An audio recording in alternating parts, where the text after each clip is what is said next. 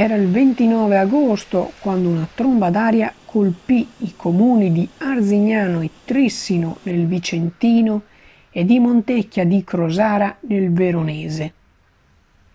Il 29 dicembre, a 4 mesi di distanza, il Consiglio Comunale di Arzignano ha conferito la cittadinanza onoraria al Comando Provinciale dei Vigili del Fuoco di Vicenza e alla Protezione Civile di Vicenza. Notevoli i danni che furono registrati in tale occasione. Solo i Vigili del Fuoco hanno portato a termine oltre 400 interventi, lavorando per circa una settimana con circa 15 squadre provenienti da tutti i comandi della regione.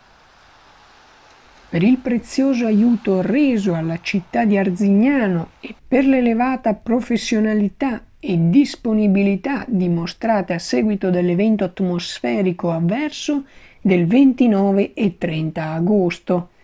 Questa è la motivazione del conferimento della cittadinanza onoraria.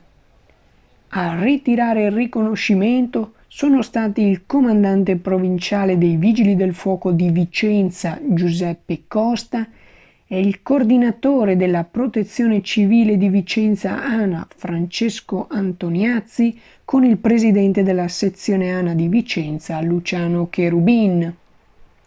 A consegnare le onorificenze sono stati l'assessore alla Protezione Civile Giovanni Lovato e il sindaco Alessia Bevilacqua, che commenta: con questo riconoscimento abbiamo voluto esprimere tutta la nostra gratitudine ai Vigili del Fuoco e alla Protezione Civile per il loro grande, continuo ed incondizionato impegno che dimostrano in ogni occasione per aiutare la cittadinanza, in particolare in questo anno difficile che oltre al Covid ha visto la nostra città colpita dalla terribile tempesta del 29 e 30 agosto.